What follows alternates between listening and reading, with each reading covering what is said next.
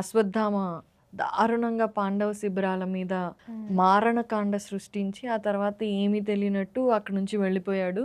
ద్రౌపదికి కోపం వచ్చి మీరు అశ్వత్థామని చంపితే కానీ నేను ఊరుకోను, లేదంటే ఇక్కడే ప్రాణత్యాగం చేసుకుంటాను అని అక్కడే కూర్చునిపోయింది. అర్జునుడు, కృష్ణుడు, భీముడు, ధర్మరాజు వీళ్ళందరూ వ్యాస మహర్షి ఆశ్రమంలో అశ్వత్థామ ఉన్నాడు అని తెలుసుకొని అక్కడికి వచ్చారు.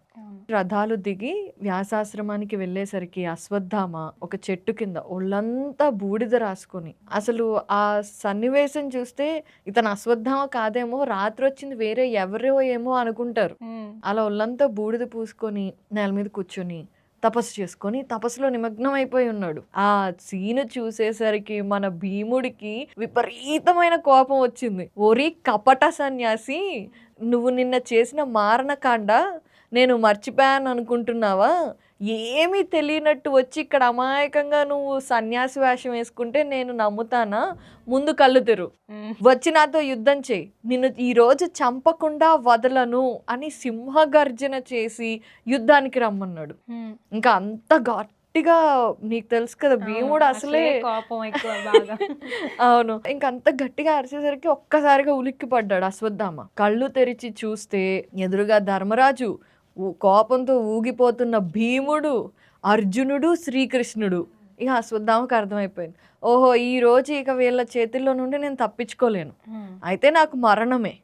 సో దీని నుండి నేను వెంటనే నన్ను నేను కాపాడుకోవాలి అనుకుని పక్కనే ఉన్న గడ్డి పరక అలా పైకి తీసి దాన్ని బ్రహ్మాస్త్రాన్ని అందులోకి విలీనం చేసి అపాండవ మగుగాక అని మంత్రించి వాళ్ళ మీదకి విసిరాడు. అపాండవ మగుగాక అంటే అసలు అది ఎంత దారుణమైన ఇంటెన్షన్ అంటే, ఇప్పుడు చాలామంది ఈ కాలంలో కూడా రిలవెన్స్ చూసుకుంటాం కదా, కొంతమంది బయటకి మంచిగా కనిపిస్తూ లోపల చాలా చెడ్డగా అనుకుంటారు, వీళ్ళకి బ్యాడ్ కావాలి అని. కానీ అలా అనుకునే వాళ్ళల్లో ఈ పర్టికులర్ విషయంలో అశ్వత్థామ ఇన్ని యుగాల్లో కూడా చాలా దారుణమైన ఇంటెన్షన్తో చేశాడనే చెప్పొచ్చు. ఎందుకంటే అపాండవ మగుగాక అంటే ఈ భూమి మీద ఇక ఎప్పటికీ ఆ పాండవాస్ లీనియేజ్ ఉండకూడదు అని అతని ఇంటెన్షన్.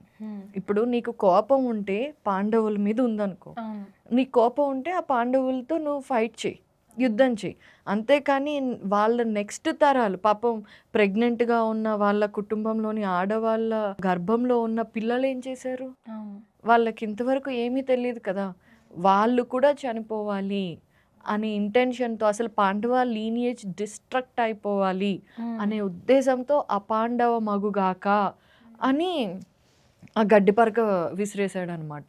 అది బ్రహ్మాస్త్రంగా మారిపోయింది.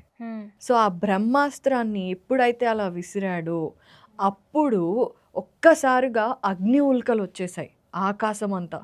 అది వెంటనే శ్రీకృష్ణుడు గమనించి వెంటనే అర్జునుడితో చెప్పాడు, అర్జున ఇది బ్రహ్మాస్త్రం, దీనిని ఏ అస్త్రంతో నువ్వు అడ్డుకోలేవు, వెంటనే నువ్వు కూడా నీకు నీ గురువు ఇచ్చాడు కదా, వెంటనే ఆయన ఇచ్చిన బ్రహ్మాస్త్రాన్ని వాడి ఆ బ్రహ్మాస్త్రాన్ని అడ్డుకో, లేదంటే మనం ఇప్పుడు ఇక్కడ పాండవులందరూ ఇప్పుడు ఇదైపోతారు, సో వెంటనే చెయ్యి అనంటే అర్జునుడు అప్పుడు నమస్కారం పెట్టుకొని, ఈ బ్రహ్మాస్త్రాన్ని నేను అశ్వత్థామ నాపై వేసిన బ్రహ్మాస్త్రాన్ని అడ్డగించడానికి మాత్రమే వాడుతున్నాను అని వినయంగా అనుకొని వెంటనే ఒక అస్త్రం తీసి దానికి బ్రహ్మాస్త్రాన్ని సంకల్పించి యారో వేస్తాడు.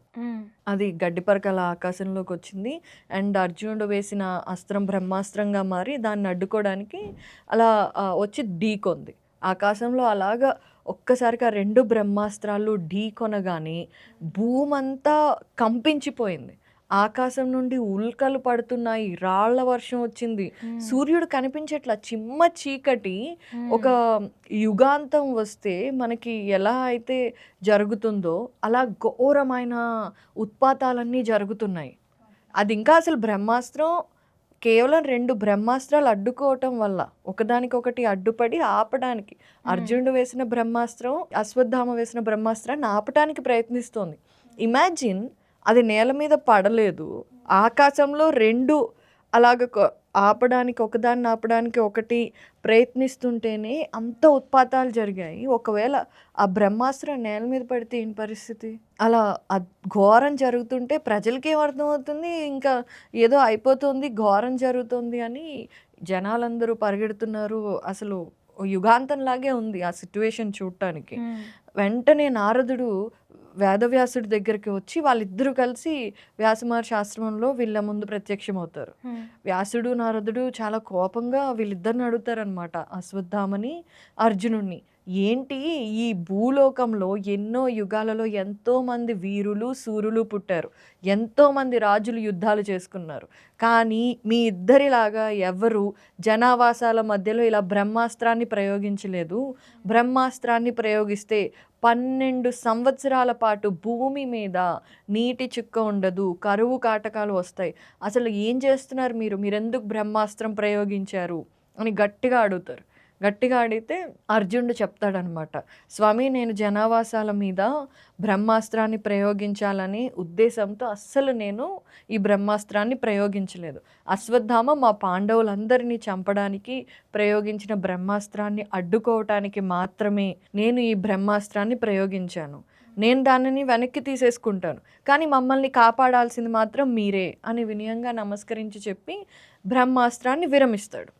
సో అప్పుడు ఏమవుతుంది, ఈ అర్జునుడు ఏదైతే ఆపుతున్నాడో బ్రహ్మాస్త్రంతో ఆ బ్రహ్మాస్త్రం వెనక్కి వచ్చేస్తుంది. ఇప్పుడు ఈ బ్రహ్మాస్త్రం మరి పాండవుల మీదకి రావాలి కదా, అపాండవ మగుగాక అంటే ఆటోమేటిక్గా పాండవుల మీదకి వచ్చేస్తుంది. సో అలా జరగకుండా వేదవ్యాసుడు ఏం చేస్తాడంటే అశ్వత్థామ దగ్గరికి వెళ్ళి, అశ్వత్థామ ద్రోణాచార్యుడు ఎంతో ప్రేమగా అర్జునుడికి బ్రహ్మాస్త్రాన్ని ఇచ్చాడు, అయినా అతను నిన్ను చంపటానికి కాకుండా కేవలం నువ్వు వేసిన బ్రహ్మాస్త్రాన్ని అడ్డగించడానికి మాత్రమే ఆ అస్త్రాన్ని వాడాడు. నువ్వేంటి పాండవులందరి నాశనం కోరుకుంటున్నావు? ఒక బ్రాహ్మణుడికి పుట్టావు, నీ ధర్మాన్ని వదిలేసి క్షత్రియ ధర్మాన్ని పాటిస్తున్నావు, అయినా కూడా ఈ ధర్మంలో కూడా ఇంత నీచమైన పని చేయాల్సిన అవసరం ఉందా? వెనక్కి తీసుకో అంటాడు. అయితే అశ్వత్థామ ఏం చేస్తాడంటే వెనక్కి తీసుకోవడానికి ప్రయత్నిస్తాడు, కానీ అది వెనక్కి రాదు. ఎందుకు అంటే